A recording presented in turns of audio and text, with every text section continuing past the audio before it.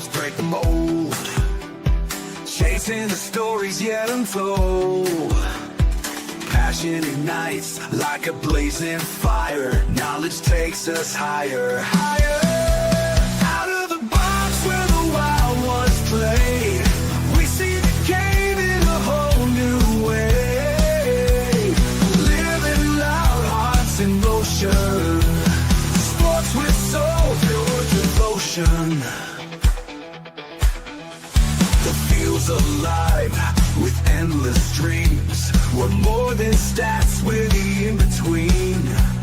A slam dunk thought, a touchdown mind. Out of the box every time. No limits, no chains, no walls to climb. We're rewriting the rules in real time. Out of the box where the wild ones play. Hey, what's up, everybody? Welcome to another episode of the Sully Squad. We're here on a special night. We got a lot to get into. Last week, I was saying that it was dark times in Philly sports because we were coming off our Philadelphia Phillies with a tragic loss. The Eagles getting their ass kicked versus the Giants. But this week, things are looking up here in Philadelphia. I mean, first off, the Eagles with a huge win in Minnesota. In my opinion, I think it might have been the best game I've ever seen Jalen Hurts actually play from start to finish. I mean, he was, perfect passer rating, making plays in and out of the pocket, total command of the offense. So the Eagles with a huge win, and shout out to Carson Wentz that, helping the Eagles again. We kind of knew that Carson was going to give us a couple, and he sure as hell did. So really excited about the Eagles. We got the Flyers are playing some pretty good hockey, coming off of 2 straight home wins, beating Saturday they beat Minnesota, and last night they beat the Kraken. So we'll get a little bit of Flyers talk because they're playing pretty well. And the Sixers, the Sixers open up tomorrow night in Boston versus the Celtics. And I think for the first time in forever, we can say that Joel Embiid is not on the injury report. So apparently Joel Embiid is going to play basketball tomorrow night. And so we'll ask some questions about the Sixers. Can they if healthy, can they contend in a somewhat weak East? That, and we'll have the mush on at about 6:45 to give his picks. So Diego should be hopping on soon. I think he said he was back. So. But for now, I got the usual cast minus Diego. Right next to me, I got my man Sean. What's up, Sean? How you doing, bro? What's up, man? What's up, fellas? Hey. Pretty good. And right next to Sean, I got my man Jeff with the he's all flyered up with the Flyers back up. What's up? What's up, dude? Doing good, and I have to disagree with your one point. The best game that Jalen Hurts ever had, I believe, was the Super Bowl last year. Yeah, given the regular season game, this was his best regular season game. But the Super Bowl, he looked like he was in more control, command, the whole 9 yards. They sputtered a little bit at the beginning of the game, but he still got away with it. But the Super Bowl last year was just perfect. You couldn't script that better. Yeah, no, you know what? I think you're right. I was thinking more regular season. Yeah, no, you're right. I agree with the regular season. And to be honest, you could say both Super Bowls because the first Super Bowl, the first Super Bowl. You take away that one, terrible mistake where he dropped the ball, but other than that, he was pretty much perfect in both Super Bowls. So yep. But he's not Kirk Cousins, that's for sure. I know, right? Pretty much. So, but I guess you know what? Let's start off with the Eagles here. EG. So, all right. We'll look forward. We'll look forward to their game against the Giants later when the mush comes on. But let's look back here. So, going to Minnesota, coming off of 2 losses. I picked this to lose, to be honest. So, Sean, we'll start with you. What was your biggest takeaway from this game? Obviously, other than a much needed win, but what was your biggest takeaway, positive and negative? toe thunder center, not shotgun. Just Jalen throwing that long ball, and it obviously showed with AJ, Devontae. The run game once again was invisible. The defense, got two nice interceptions courtesy of Wentz. But all in all, I mean, there's still work that needs to be done. Cornerback 2, like I said, Cooper DeJean, man, and Quinyon Mitchell, lockdown cornerback he is. That's what stood out the most to me, and just Jalen being Jalen. Yeah, about you, Jeff? I agree with everything he said there. And I'll add in, to me, the hot mics. The hot mic said a lot, especially with AJ. I'm open all the bleeping time to get the bleep ball. I mean, true. And Devontae, who says nothing, also said the same silent thing. Killer, Ben. He said the same thing, and he said that he went to Patel and said, "Look at this. I'm open. I'm constantly open. Get me the damn ball." He says nothing. They got him the damn ball, and look what he does. So I think, at this point, he either shapes up in this game or ships his ass out of here, because you can't have that. Look what happens when you throw the ball downfield. Throwing the ball downfield now, you should be able to open up the running game. Absolutely. We don't have the same offensive line, but you just give a little bit to the offensive line, because they have to be true on the other side, on the defense, to think the ball's going downfield, and Barkley will run through those holes. Right now, he has no holes. He's got a wall. He's got to bust through it or do nothing. Yeah, that O-line is so hobbled. It's a shame. Like Lane's playing hobbled. Dickerson, he's on. If it ain't his knee, it's his ankle. Jurgens now his knee, but it was his back surgery. Like I always said, it's next man up mentality. But Maladas even said himself he's not having as good of a year. He doesn't know what he's doing wrong. But he's hoping that the coaches will help him out. But he feels like he's not doing as good as he's done before, which is kind of strange saying about yourself. But who knows? But when you have a supporting cast like the line is, if you're not doing well, sure, nobody's there. We're all not doing well. You play as a unit. Yeah. Well, yeah. But like you said, Jeff, it shows, like with the running back, and it was very odd to me to see AJ Dillon deactivated. Was he sick? No, he's not on that one messed up play or whatever he did. They were saying that he's probably on the hot seat, that he might be let go. They might not keep him, which is kind of odd. Really? There was a report today. I was reading a report. I know there's like all different things up, but that came out of nowhere. Reading that, and they're not real high on him. They had better, and which I don't understand. They really haven't used him exactly. So why do you say something? I don't know for such a player. Like what I mean? They're not opening up the game. What runs he's had hasn't been great, but it's been there. There's something. But I think they like having a speedster. And who they had? What's his face? Bigsby. Come on. And Bigsby. Yeah, what are you doing that because you spent 2 damn draft picks on him? Like, probably, to be honest. Because Bigsby looked like shit in the return game, so they probably are trying to justify the 2 picks. But I will say this though, Dillon had a horrible game versus the Giants. I think he he screwed up a couple kickoffs, and then he fumbled. He had a fumble late. The game was pretty much over. I think we were down 17 at the time, so maybe it was. I don't think anybody was even really paying attention to it when it happened, but he did play like shit. So but just don't seem to be, like you said, it's kind of what the story was along the lines of saying. They don't have the trust in him right now. But come on, there's a lot of little things going on. It all seems to come back to Petula. I'm sorry, but these guys are going over to the sidelines and saying, "I'm open. Give me the goddamn ball." And it's not like they're not. We can see it from TV up high, and Fangio and anybody else up there can see it from high up too, that these guys are open. So then somebody's got to overrule it. And it has to be Sirianni, like you said. Yeah. It's first and foremost. Or does he have some, like his hand in the cookie jar? Possibly, yeah. And moving forward now, with the injury we don't know what Jurgens did. Yeah. Like I send it to Joey, Willie Lampkins, and you activate Kendall because he played 1,500 snaps at BC at center, or do you just shift them over, start Fred Johnson? You know, there was a center that just got released from somebody. I can't remember who it is, and he's got, I don't know, 300, 400 games under his belt or something. I forget who it is.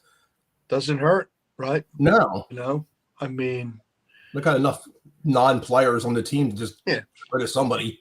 Shit, if we can sign 3 or 4 tight ends, what's another O lineman? Just get rid of Dory Jackson. Yeah, he's done. Yeah, I'd just like to see moving forward, if you guys agree, like get Justin Simmons. I don't know why they haven't gone after him, or I want to know what's up with Asante Samuel Jr. That's my big. You know me, I rant and rave about that. Yeah, like, I just want to hear his something. shoulder, is his neck. Yeah, but I seen a reel. He is working out, but what is the reason behind it? Mm-hmm. I think for us, sign him. Like the opportunity for here is perfect. And you know what I think that the team could use besides the shot in the arm now they're getting with BG coming back? Yeah. I hate to say it. I know he's a cancer. I know he's a pain in the ass, but sign CJ back. Just get him back. He's out there. He'll go for minimum. He just wants to play with the Eagles. Just get him back on the team. You get him an ultimatum. If you're going to start your shit, you're out of here. But let's get CJ. But you have to understand, I was watching the Farsi show. Did he rub and say something to Fangio or upper management? I don't know. You know, that remains to be seen. But like you said, you know, he is at mouth now that they have BG. BG does. He's a talker. Clean trash talking. You know what I mean? But for me, I see it as like the guy, the voice in the locker room. Yeah. You know, if he was there week 1 with Dak and Jalen Carter, that would have never happened. But it did because he wasn't there. But what else does he have to show, man? I mean, he's won 2 Super Bowls. Your bucket list is complete. What are you trying to get, Reggie White and I think Cole's record? Come on. I think that he, with his years of being there, and with his how can I put it, with I don't know how to terminate or put this in terminology. I think that he would be listened to a little bit more than some of the other players.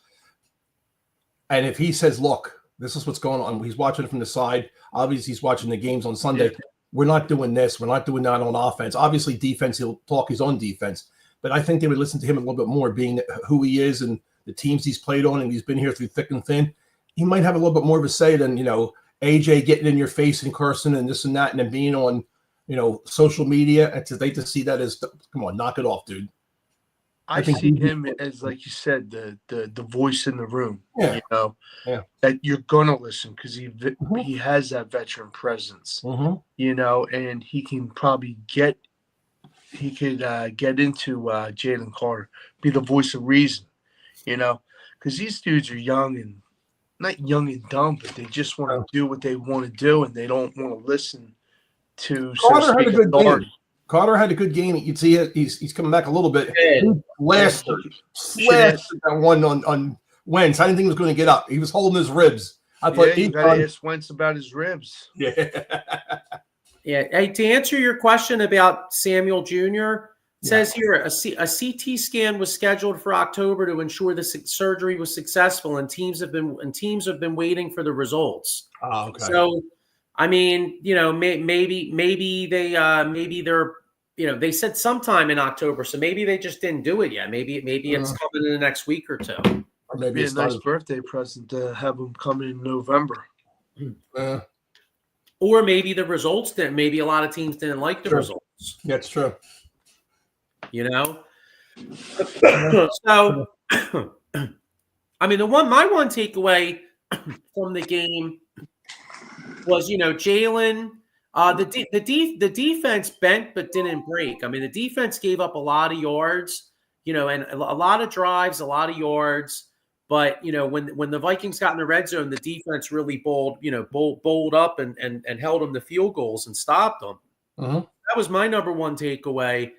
And then, of course, Carson was Carson. He gave us a couple. And the one thing, like, while it was really encouraging seeing Jalen play the way he did and hit A.J. Brown and hit Devontae Smith, Jeff, to your point about Patullo, the one thing that gives me kind of pause is a lot of those plays seem to be made by the players. Yeah. Like AJ, like the first touchdown to AJ Brown, like was kind of like improvisation between Jalen and AJ, where Jalen kind of scrambles a little bit, holds the ball, So AJ goes to the end zone. let me tell you the one where AJ went to the end zone. Inside on this, Jonathan has a friend who knows kind of what was going on down there. He knows Isaiah Rodgers when he was with the Eagles. Okay. So the three of them, Isaiah, Devontae, and AJ, walked off the field together after the game. They were pretty good friends when they were, all together. Yeah. Anyhow, pointing your finger was the go. Take off.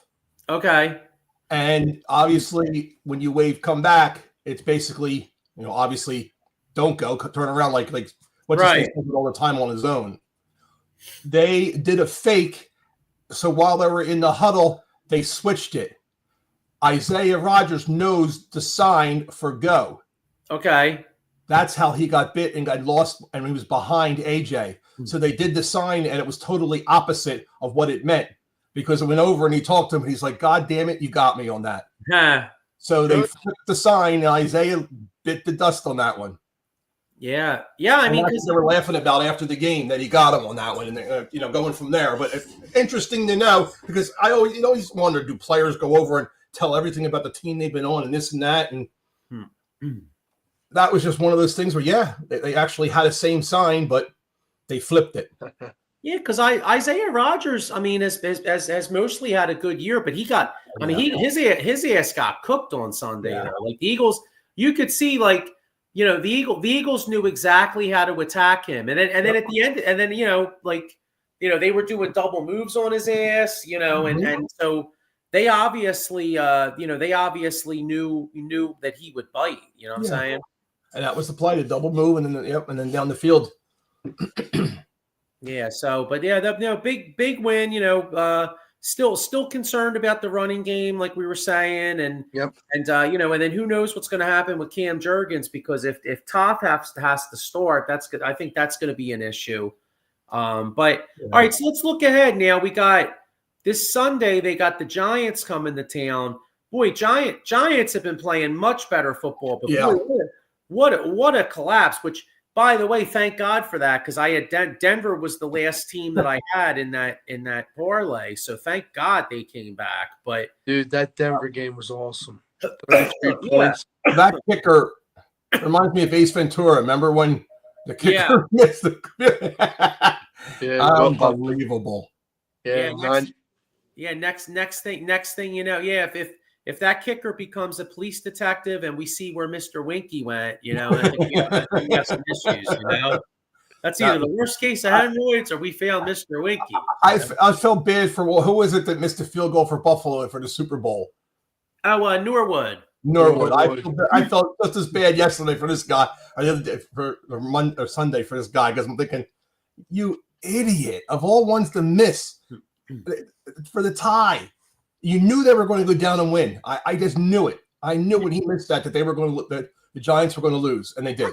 You know what, though? I kind of thought it was karma in a way, though, because I thought that pass interference call on Denver was really weak. Like that pass interference, and I was so pissed off because when Denver took the lead, I was like, all right, cool. Then Denver had them 4th and 19. I'm like, okay, it's 4th and 19, and then boom, not only do they get the first down, but then they get a roughing the passer. I'm like, fuck, man.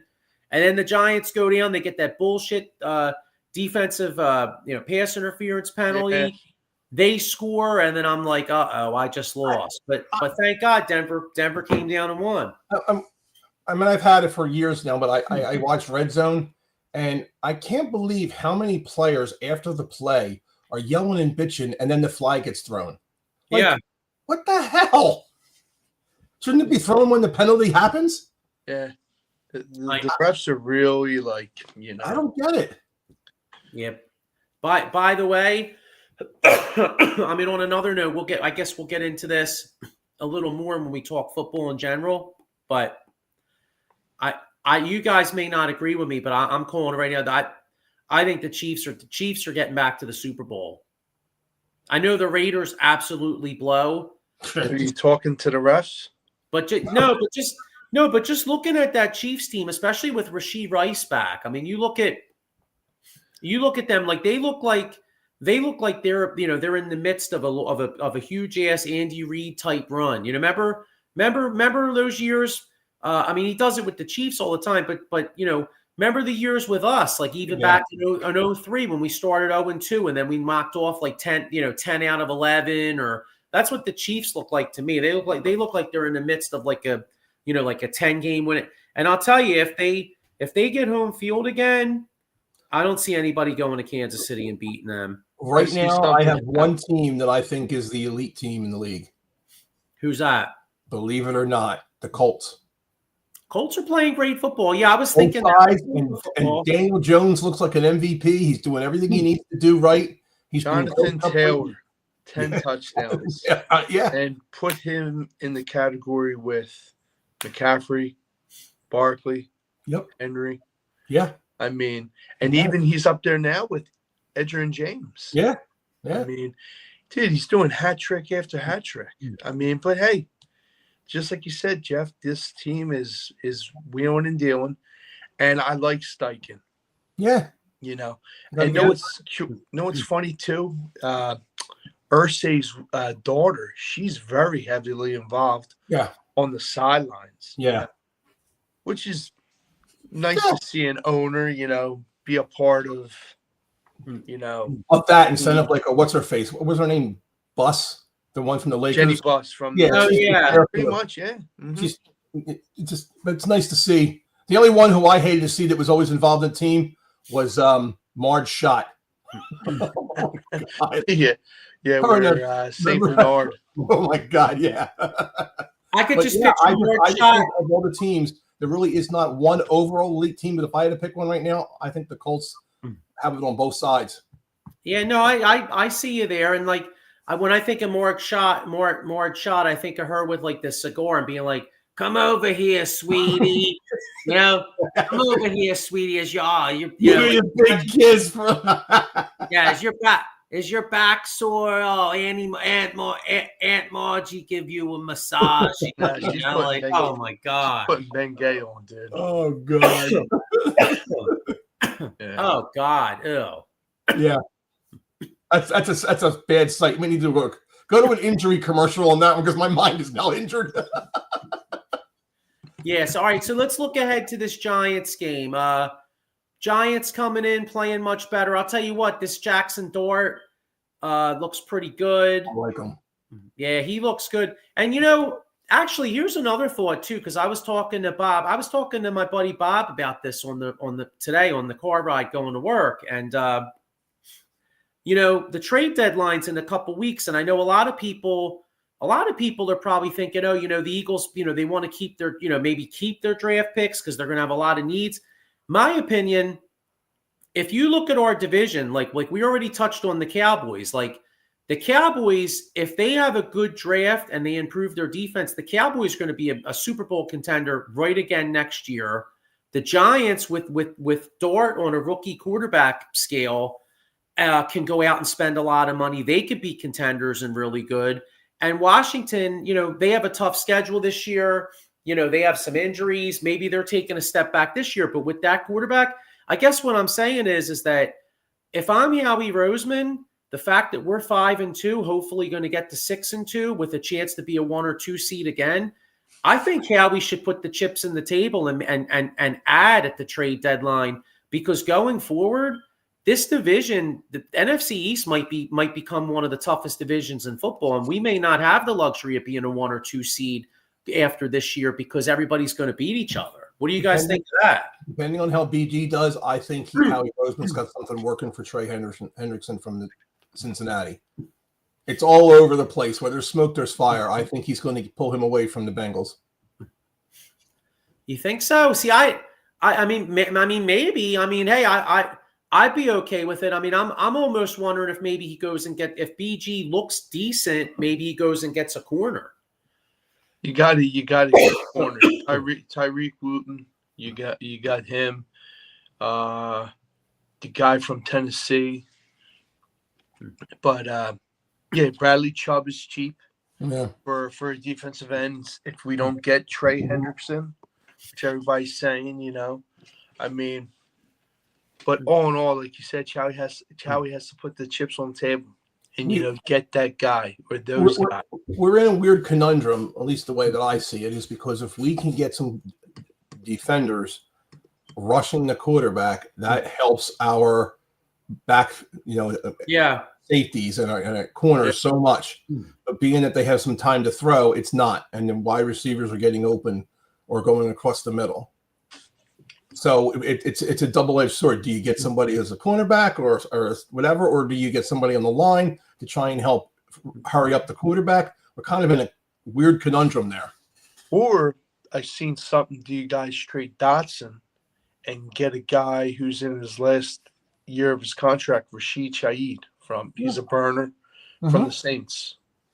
We you know what, we could use some more speed. I mean, a deep threat wouldn't be bad. I mean, that's him. I wouldn't mind. I mean, I wouldn't mind. Maybe getting a. Maybe you could trade like a 4 or 5 for a guy like Chubb, bring him in as help with the pass rush, and then maybe you could trade. Maybe you don't. Maybe you don't, because they are going to have a lot of needs after this year on the draft. So like.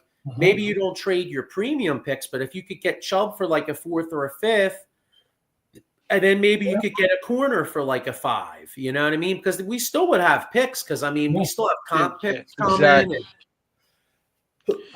Definitely fleece the team. Obviously, it could be Cleveland, Denzel Ward, etc. O lineman, Yeah. If there's a will, there's a way. I think Howie's going to do something, but he has to. Denzel Ward's only 28. I mean. Now, he's a guy, if you could figure out the contract, he's a guy where maybe that could be like how they traded for Slay, like back in 2000. Like, I'd even consider giving up a 3 for him if I could keep Denzel Ward for, say, 3-4 years. Because if you go forward with, Quinyon Mitchell, Denzel Ward, and Cooper DeJean, I mean, you're elite. Yeah, you're going to need that against Dallas. That's for damn sure. Yeah, I mean, you're elite at the corner position, and Denzel Ward. What do you have to pay? You have to pay Q and Cooper DeJean, I think, in 2 years. 2 years. All right, so if you got Denzel Ward now, I mean, yeah, it would kind of suck giving up a 3, but if you could have him for 2 to 3 years. You could have the best trio of corners in the National Football League for a 3-year run. And when we just talked about how this division's getting a lot better with Dart, with the Giants and the Cowboys. I trust Howie with picks. He throws a lot out there and gets rid of a lot, and then all of a sudden he gets a whole shitload back. It just, Yeah. He's one of the ones that I can actually trust. Things that I really do think he knows what he's doing. I think his only muff this year was getting rid of Rodgers. I don't know why. And they shouldn't have kept Ringo and all those guys. No, they should have kept Rodgers and let the other ones go. They didn't show much promise at all. Yeah. So, all right. Well, I want to get in predictions for the. I want to get in the predictions for the Eagles, but you know what though? I'm kind of thinking, how about if we do that when the mush comes on? We'll just do all football predictions. So let's do. Being that tomorrow, it's first off, shout out to the Flyers for playing well, 2 straight wins. I don't want to forget them, but we got the Sixers actually opening up tomorrow night in Boston. And when I think of the Sixers, I think of nothing else but injuries. And when I think injuries, I think of my man Jason Fine, aka Attorney Big Al. If you get injured, make sure you call this guy. He'll get you paid. He's got motor vehicle accidents, slip and fall, workers' compensation, or personal injury claims. He's got 3 offices throughout Pennsylvania, New Jersey, 1 in Philadelphia, 1 in Cherry Hill, and 1 in Pittsburgh. So I know you can't mention the Sixers without injuries, but for once, Joel Embiid is not on the injury report. But Jared McCain is, unfortunately. But that's all right. He should be back. And I think Paul George is going to miss. So But is there any reason for optimism on this team? I mean, I watched Embiid play the Friday night. First off, VJ. I mean, I know it's only preseason. VJ Edgecombe looks like he might be able to play a little He bit. can play. He can ball.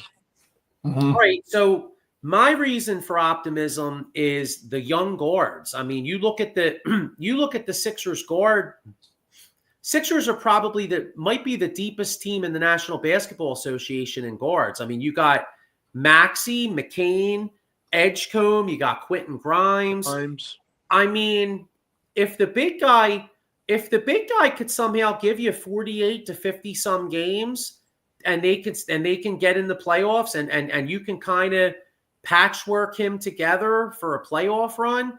I mean, the East is not that strong. I mean, what do you guys think? I mean, Sean, I'll start with you. I mean, is there hope in Sixerland? Could this be the year, being that everybody is out on the Sixers, or at least a lot of people are out, could this be the year that they actually sneak up on people? You see what I did earlier? I yawned. That's basically how I see it. But, like you're right. You never know. You just, like you said, you hope for Embiid to be healthy, play minutes, But like you said, the future is bright with these young guys. I mean, and like you said, our conference is so up in the air. Celtics with Tatum, etc. But, I mean, I'm hoping for a good season, But to me, it remains to be seen. I'm going to say down, but I'm not as excited for basketball this year like I was years before. Last year I was not, because I knew what was happening early. Mm-hmm. The big thing will come down to injuries for the team. You're right; it is open, but the big thing is if you can have Embiid stay healthy enough, and you can have George stay healthy enough for the young guys to get skilled. So if those guys can play together, and you have games of that is how you build the team, because then you got these guys playing together, and then whatever. If Embiid's not going to last another season, or George gets traded, or whatever happens, at least you got these young guys that are all in there. They need to have the winning way and not start off, and whatever, and then feeling like this just sucks. I don't want to play on this team because we're going to get nowhere. That's the big key to me. They may make the playoffs because, like you said, it's kind of a weak to edge. It really comes down to injuries and how they play. I mean, that sounds generic for every team. It always comes down to injuries, but true. We know the track record of this team, and we know what happens, and we don't have any, really big guys. If Embiid goes down and George does his shit again, then we're back to the same old, same old. If that happens, the team needs to be built around Maxey. Done. That's it. Yeah. What do you think? I'm kind of intrigued by. It looks like they're going to run some lineups where they're going to play Adem Bona with Embiid, and basically Embiid because one of the main weaknesses of this team has been rebounding. I mean, rebounding last year they were atrocious in rebounding, and even 2 years ago, one of the main reasons they lost that playoff series versus the Knicks was the rebound. I mean, the Knicks dominated. Yep. And that's even with Embiid. That was with Embiid kind of hobbled, but I'm kind of intrigued by that. And like I said, I mean, I don't want to be a downer. I mean, because it's easy to look at the Sixers and be like, well, they're never going to be healthy. You know what I mean? But I'm trying. I want to be optimistic. I mean, hey, you got the the Allen Iverson era jerseys coming out. 25-year anniversary of the 2000-2001 Sixers. I mean, I would like to. And the one thing that when you go online, not that this really. I mean, because it's only going to matter when the real games start. But it does seem encouraging that it looks like the vibes are different down there. Like, a lot of the things you read says, Maxey's got all these guys like hanging out and working out together, and that's good camaraderie. So maybe the vibes are different down there. And I think it's like the Eagles and a lot of your other teams, obviously the Phillies, but not this year in the playoffs. But the fans were not into it last year. They could give a shit. Right. It was so bad last year. If this year, if they can start playing some games, looking good, looking like the Sixers have something, you're going to have the fans all over it, and you're going to have the media all over it. And that, I mean, you in general, how did it make you feel? That pumps you up a little bit, gets you going. I think that would also help the players also, and the playing the game. And Embiid wants to look good in front of the crowd. He doesn't like being told that he's out of the top 10 now as players in the league. He's pissed. He wants to show them that he's still elite. Well, let's see it. I think he was actually. I think he was down at the bottom of the top 100 or something. Like it was like they really moved him down. I forget exactly what it was. Yeah. It's a reality check. You know what I mean? Yeah. It's going to humble you, and you better show up. Just like you said, injuries are key. You kind of want to limit them. Yeah. Not have them as much, but you can't control that. No. But the way he plays, in a way, he's a big Iverson.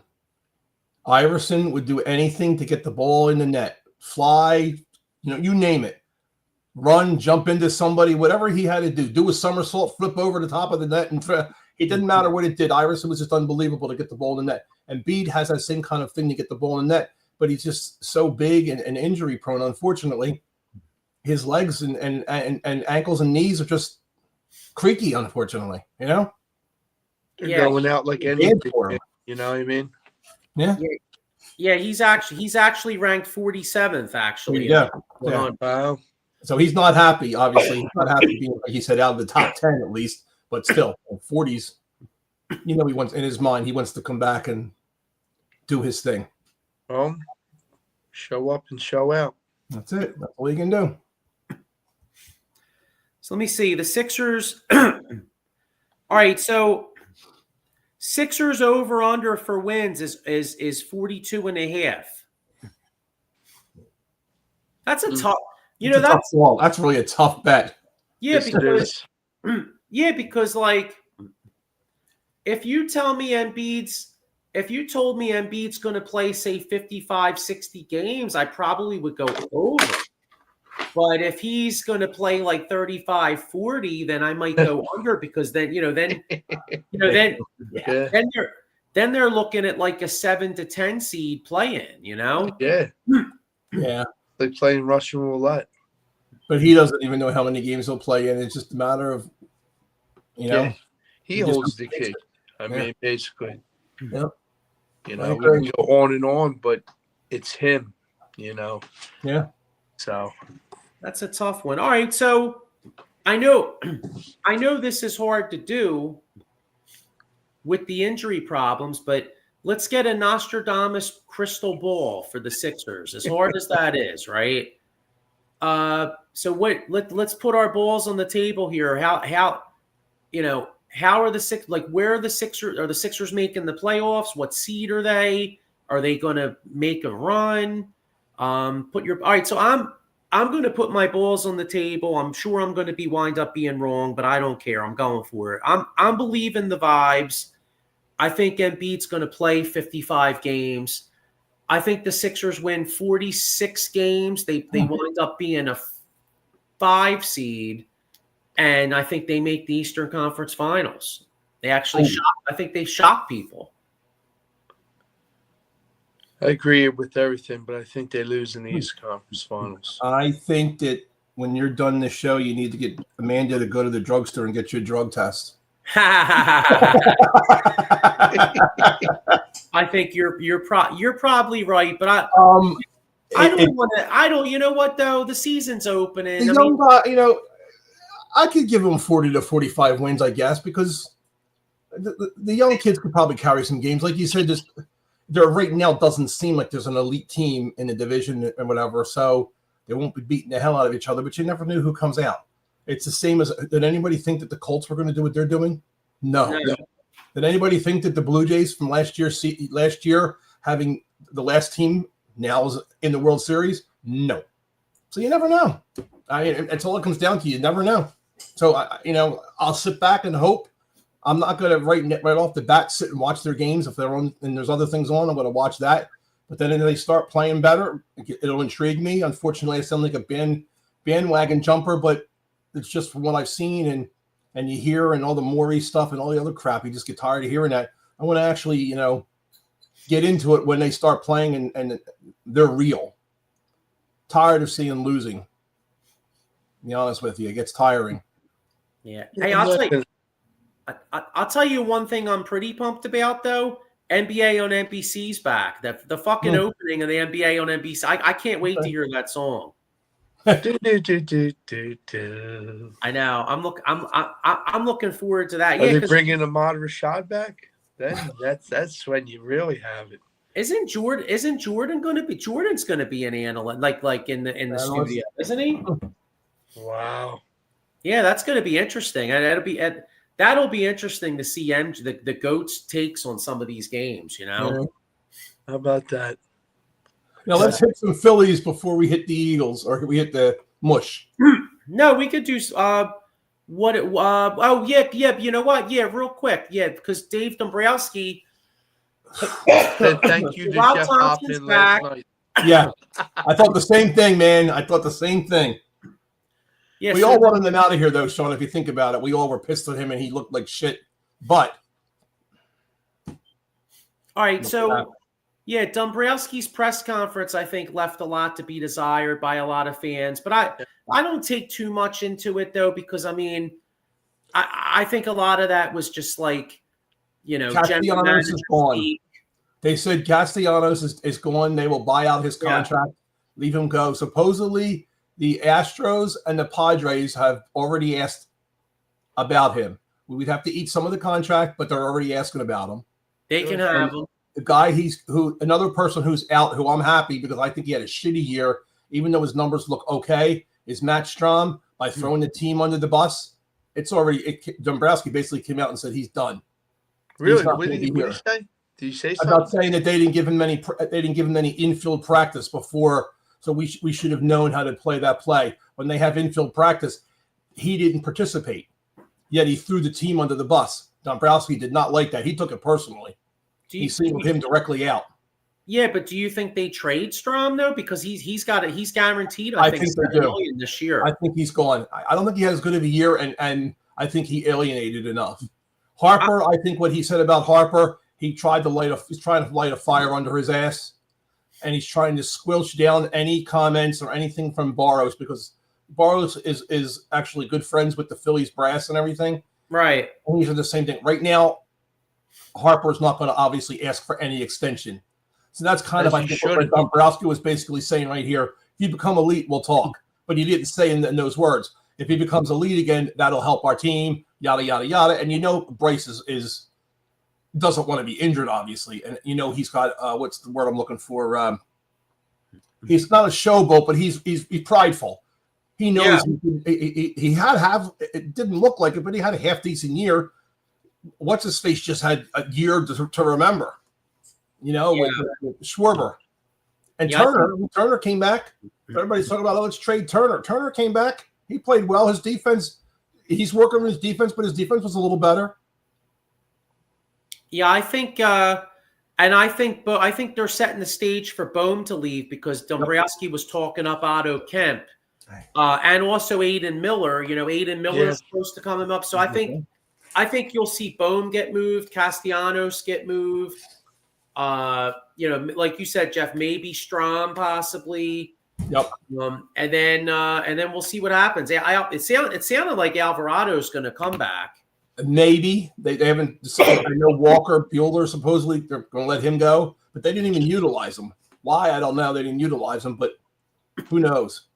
You got JT who wants to come back. He said he would take it. He had a whole article there that he wants to come back to Philly. He feels like this is his home. They've been, whatever. He said, if I'm not here, I will still root for the Phillies and the Philadelphia team because they are my family and blah, blah, blah, blah, blah. So he's trying to stay here. He doesn't want to go anywhere else. You got to stop. I would definitely keep him here. You have to. You have no other, unless you find a stud out there who can be traded to here, you have to keep him. He's still got a hell of an arm. He's still fast.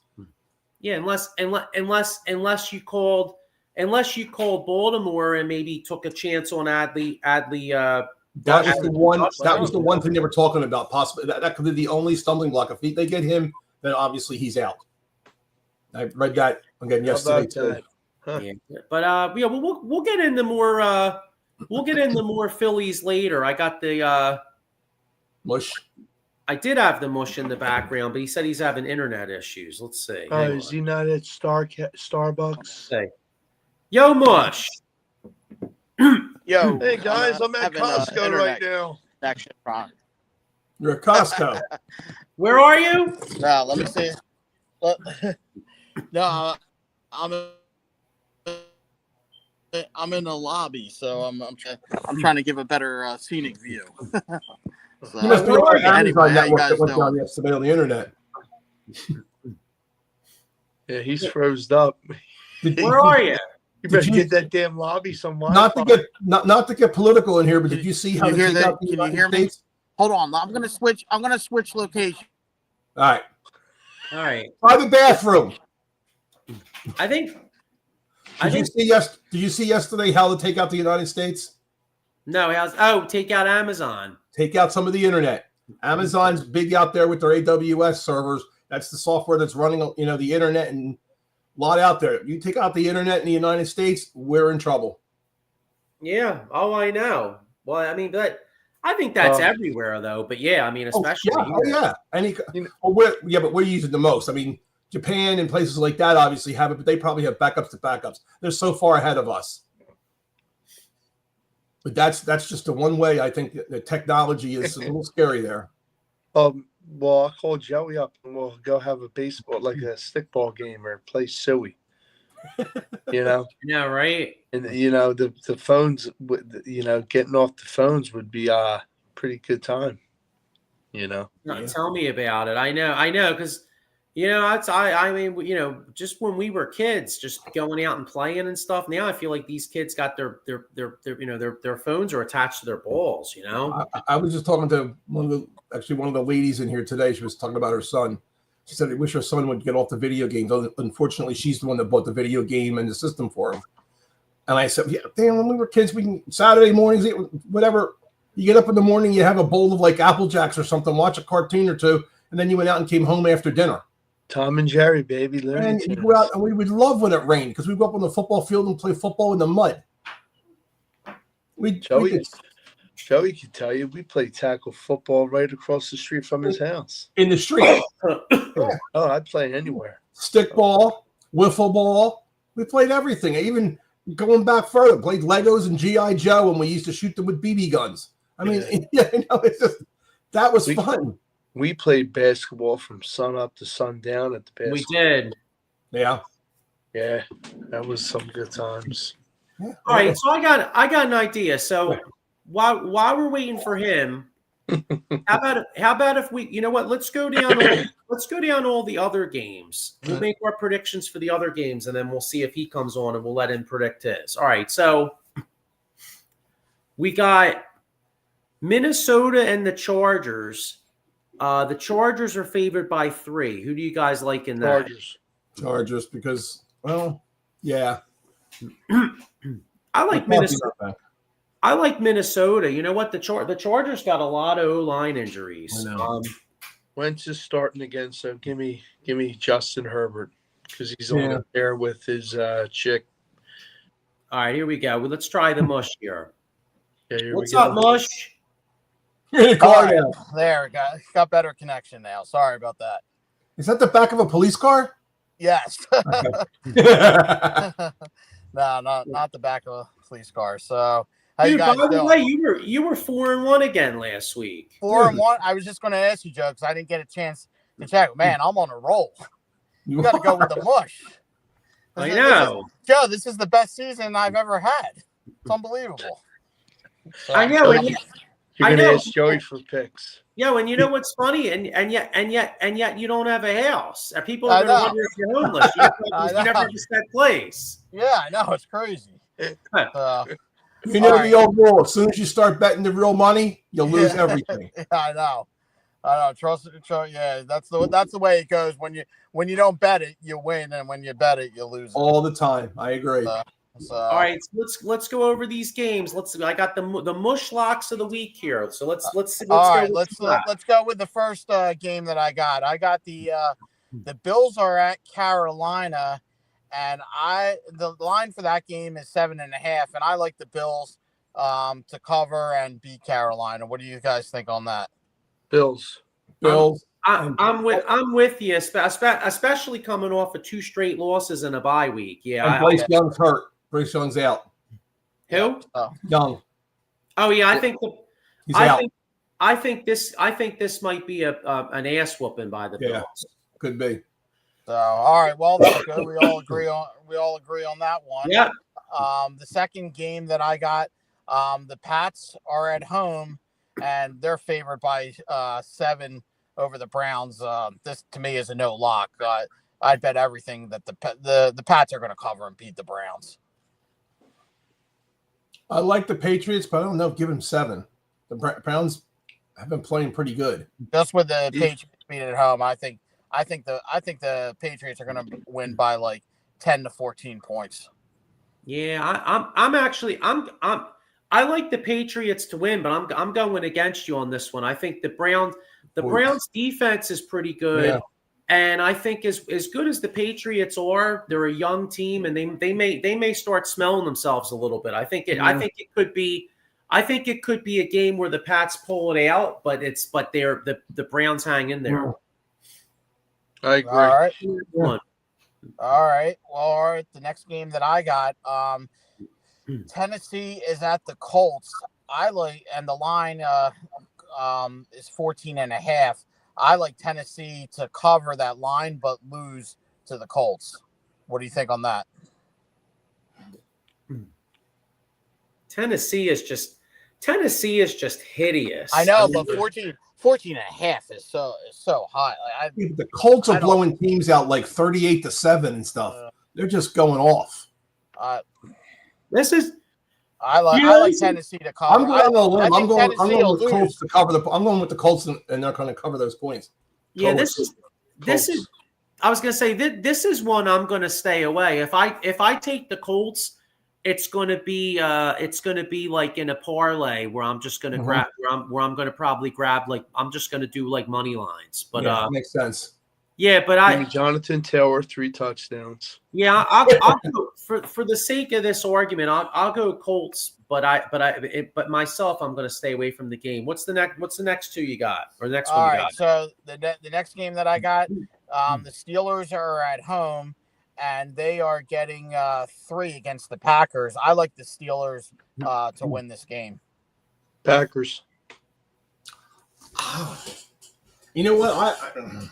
I'm on the fence with this game. I don't like either team. I don't think either team is really as strong as their records show. I thought the Packers were going to be much better. They haven't looked that great. And the Steelers just seem to win by the skin of their teeth. Where are they playing? This one it's at Pittsburgh. I like the Steelers to win. I'll go. I guess I'll go with the Steelers. Being home with the 3. I like Pittsburgh coming off a loss, and I don't really believe in Green Bay. I think Green Bay, although Parsons played really well last week, he looks like he's on it. But yeah, there's something about that Green Bay team. They're a good team, but I see them. I think Pittsburgh can beat them.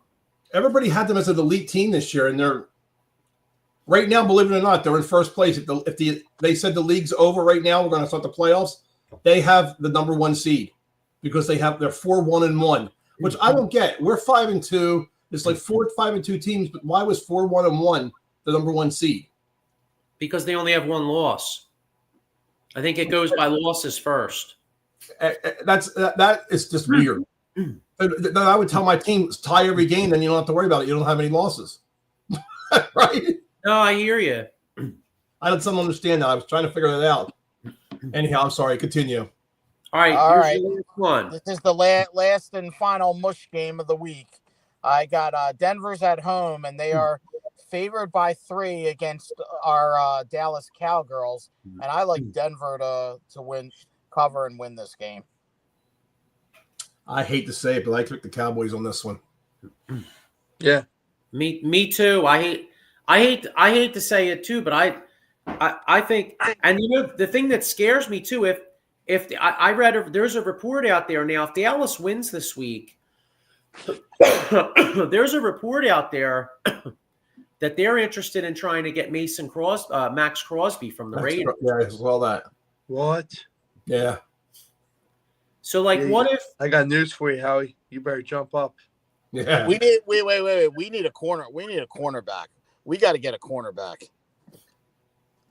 You need well, both. let's hope. I think Listen, with as long as BG can stay healthy, that's going to help our defensive line. I'm telling you, we got to go after a strong cornerback. We need cornerback.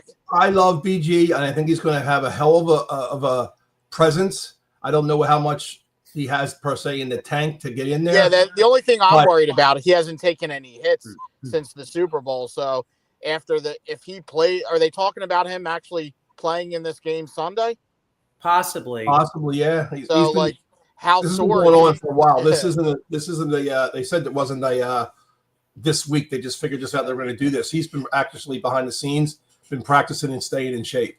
Yeah, Something that's what they said. about. He's been working out, so hopefully. But like but he said, still, I don't know if he took any hits.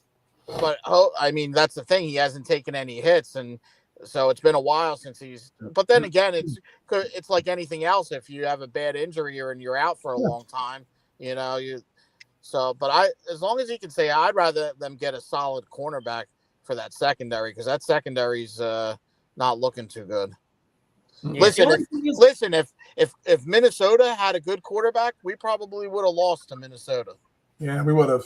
I agree, but the one thing we got to keep in mind, though, I mean, getting Brandon Graham back is a good story, and it's good for leadership and all that shit too. But he might only play like 10, 15 snaps a game. I mean, so to be honest with you, they could use Brandon Graham and another edge rusher. Yeah, but it's gonna give them some depth there too. So I mean, they'll be able to have a better rotation. So yeah, I get you, and I'm all for it. I'm not arguing against it, but I'm saying though, like let's kind of calm our tits a little bit. Though we're bringing in a guy that might be playing 10 to 15 snaps a game. I mean, it's not like you know what I'm saying. Yeah, but if they're gonna make one move, I'd still rather them try to get a solid cornerback. Well, I would like a corner too, but I'm just saying. But if if they didn't get a corner, but they got a good edge, I'd be okay with that too. You know what I mean? I'm all right with either one. Yeah. All right, so let's break down the rest of these games. Chicago at Baltimore. Chicago. Now, what's funny? Baltimore's favored by 6.5 where I'm looking, but Lamar Jackson, that tells me Lamar Jackson must be coming back, but he didn't practice today. And they said if he doesn't, I was watching pro football this morning, and they said that if he doesn't practice, obviously tomorrow, he's not coming back this week. Yeah, I to be honest with you, I actually like Chicago even if Lamar does come back. There's something with that Baltimore team. There's something wrong with how that. How many points is Baltimore, or is Chicago, how many points is Chicago getting? 6.5.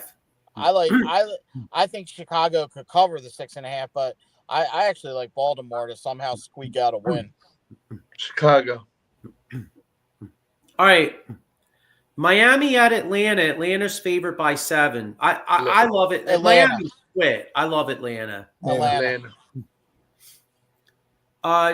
New York Giants at Philadelphia Eagles. Eagles favored by 7. I like the Eagles to win and cover, actually. Revenge. I like the Eagles, but then again, I like the revenge. Yeah, I think it could come down to a field goal. So, I mean, I like the Eagles, but I don't know about covering the 7. All right, here's one. Jets at Bengals. Bengals favored by 6.5. I'm going against the Jets every week because they are the Jets just suck. Yeah, they're looking at this. They haven't even named Fields as a starter for this game.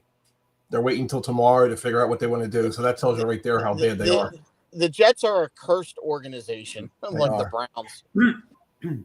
Well, that's because Hoff is buried in their stadium. All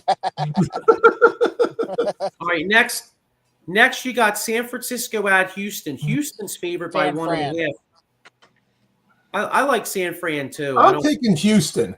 I know Houston. I mean, they didn't look horrific last night against Seattle. Seattle's got a good team, but I still say the Niners are a fake record team. They don't look that great. McCaffrey looks good. He looks like he's back. And that one was a Purcell or whatever, but that's all they have. Yeah, Tampa Bay at New Orleans. Tampa Bay's favored by 4.5. I like Tampa Bay to get I back like on the Tampa Bay. wagon. Tampa Bay. Tampa Bay. Washington at Kansas City. Kansas City. Kansas City. Yeah, Kansas City, and like I said, I'm going to put a couple bucks on Kansas City to get back to the Super Bowl because I think that's happening. Is there any word on Daniels? How long he's out for? Or? No. I don't even know if I'm not even 100% sure if he's out. Is he definitely out?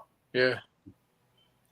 Well, I mean, even if he plays, I like Kansas City though, but especially How crazy is it this season that you think this is the finally the year that Kansas City is probably not going to go to the Super Bowl, and now it looks like they're going to go back to the Super Bowl.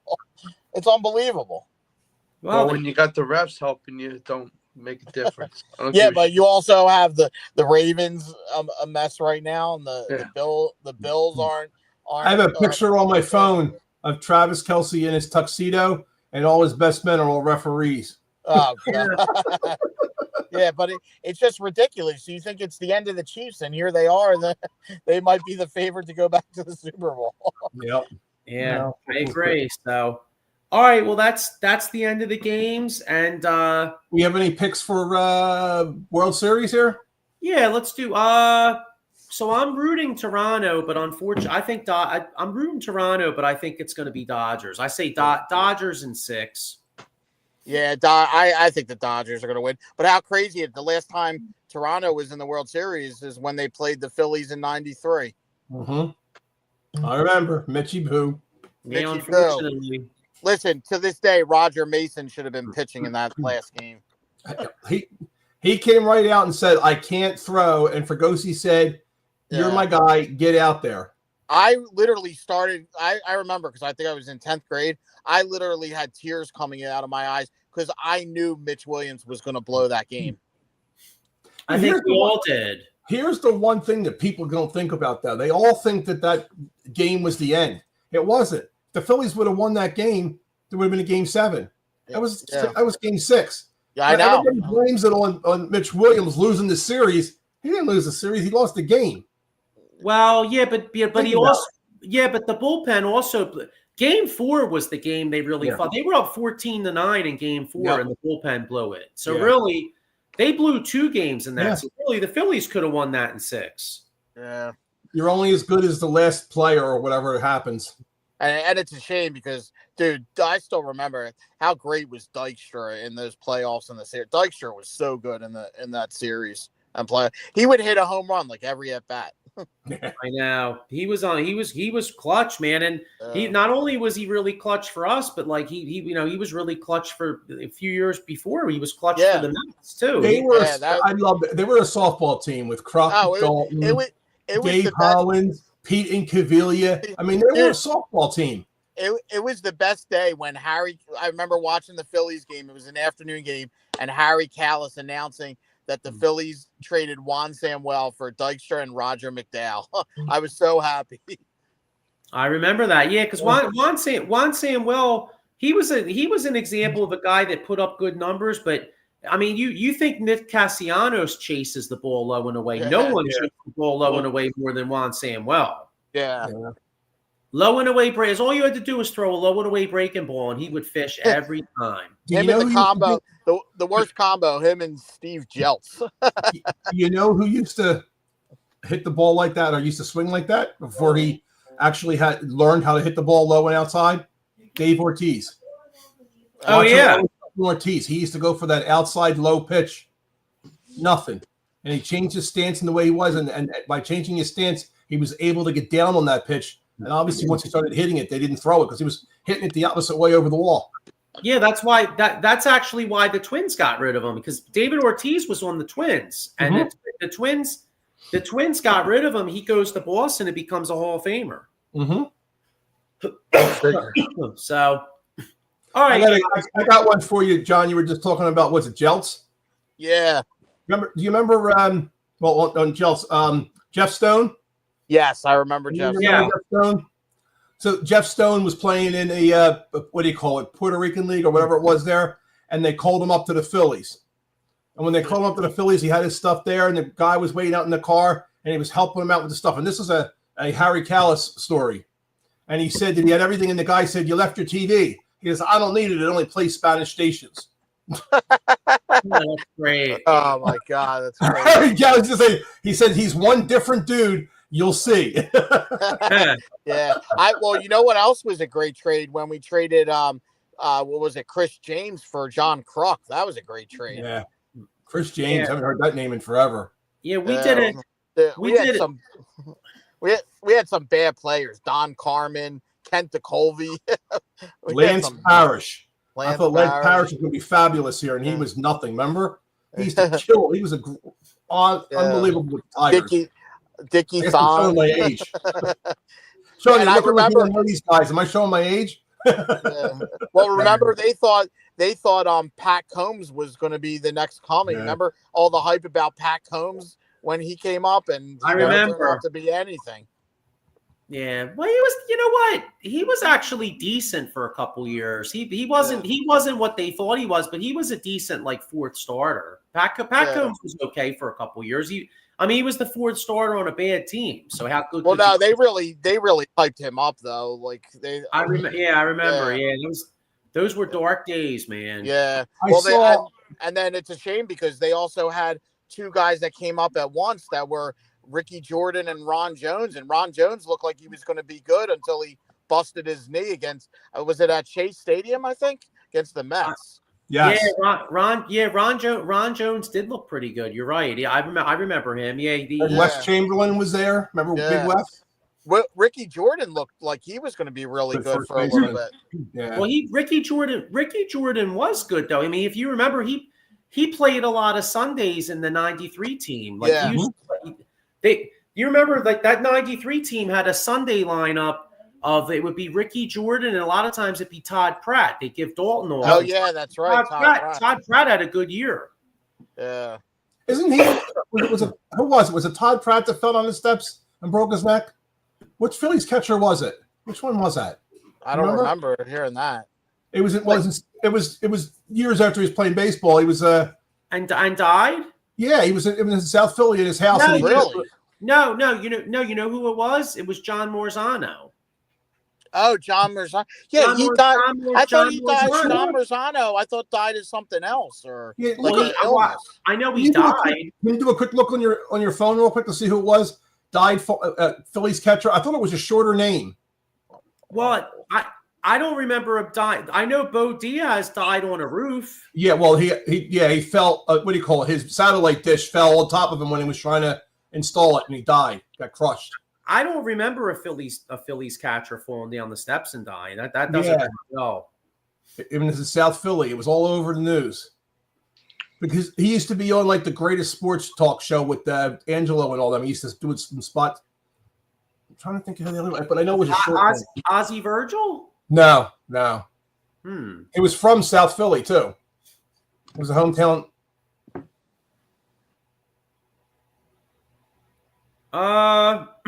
No, it was John Marzano. I was right. It was Marzano? Okay. It says he died.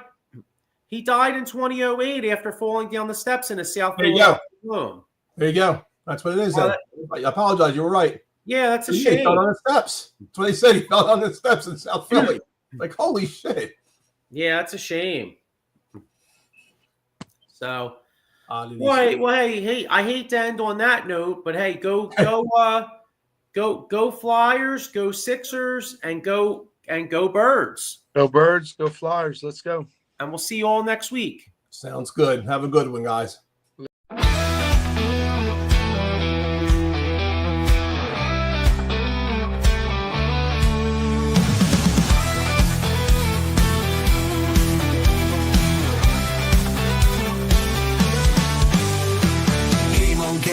Let's break the mold. Chasing the stories yet untold. Passion ignites like a blazing fire. Knowledge takes us higher. Out of the box where the wild ones play. We see the game in a whole new way. Living loud, hearts in motion.